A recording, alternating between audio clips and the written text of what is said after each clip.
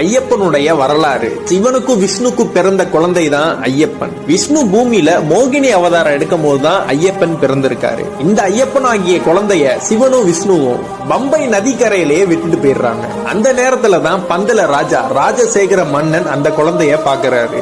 அந்த குழந்தையோட கழுத்துல மணி மட்டும் தொங்குனனால அவருக்கு மணிகண்டன் பேர் வைக்கிறாரு. தனக்கும் ரொம்ப வருஷமா குழந்தை இல்லாதனால அந்த குழந்தைய இவர் வளர்க்க ஆரம்பிக்கிறாரு. இவரோட அரண்மனைக்கு அந்த குழந்தைய கூட்டிட்டு போய் பாசத்தையும் வீரத்தையும் சொல்லி கொடுக்கிறாரு இந்த பந்தல ராஜா.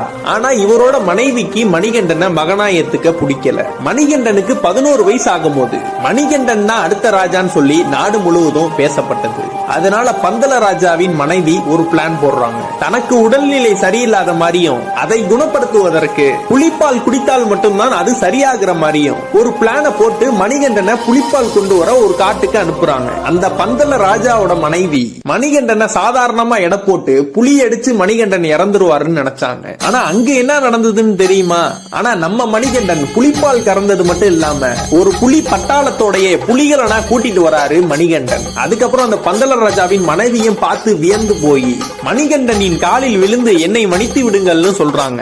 என்னை நீங்கள் பெறாவிட்டாலும் என்னை வளர்த்து ஆளாக்கியவள் நீங்கள். எனக்கு இந்த ராஜ பதவிகள் வேணாம். எனக்குன்னு ஒரு இருப்பிடத்தை நான் அமைத்துக் கொண்டு அங்கு வரும் பக்தர்களுக்கு நான் அருள் பாலிக்க விரும்புகிறேன் சொல்றாரு. பந்தல ராஜாவிடமும் ஒன்னு சொல்றாரு. நான் இங்க இருந்து ஒரு அம்பு விடுகிறேன். அந்த அம்பு எங்கே போய் வீழ்கிறதோ அந்த இடம் தான் வேணும்னு சொல்றாரு. அந்த அம்பு விழுந்த இடம் தான் சபரிமலை. இந்த கலியுகத்துக்கே கண்கண்ட தெய்வமா இருக்கிறவர் தான் சபரிமலை ஐயப்பன்.